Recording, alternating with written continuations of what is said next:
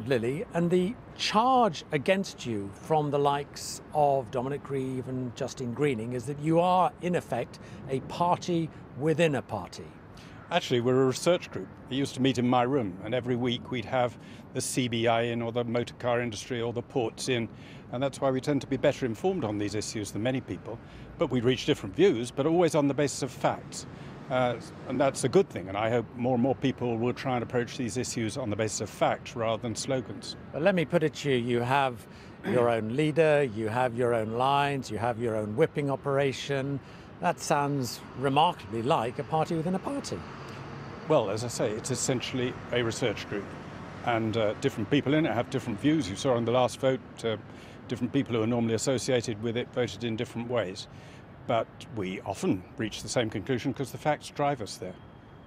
The defectors believe that you are driving policy on Brexit in the Conservative Party, forcing the Prime Minister's hand.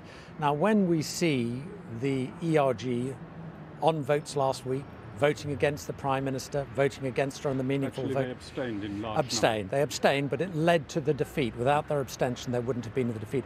Aren't they actually trying to force the Prime Minister's hand on Brexit? No, not at all. Last vote didn't actually decide anything. It was a difficult issue. I wasn't in the Commons, so I didn't have to make up my mind.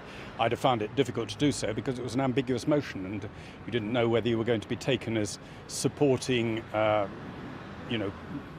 agreeing at any price to anything that the EU offered, which was one interpretation, or not. So that's why it led to a number of abstentions.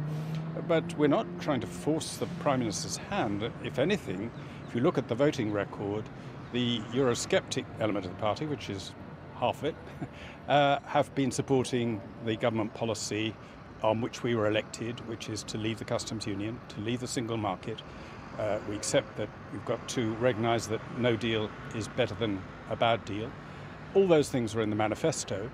I don't quite see what people think there's been any change that's been forced on the government by us. If anything, the government's been moving in the opposite direction. Well, their charge would be that the Prime Minister has become beholden to the European Research Group if she wants to get her deal through, that she has to try and get them on board because otherwise the deal isn't going through. No, and the big development, which the three who've left, and I'm very sad they've left, one of them came from my constituency, the other one I supported for chairman of the Health Select Committee, and I want them to come back, but I just don't understand why they ignore the Malthouse Compromise and the Brady Amendment. That brought the whole party together. It shows that the one thing that can command a majority in the House of Commons is the Malthouse Compromise type of thing, replacing the Brady the Irish Protocol, as the Brady Amendment demanded, by administrative procedures and other ways, so that we can have a free trade deal with the EU, such as President Tusk operated, or if people want to go further than that too. Okay, Peter Lilley, thanks very much.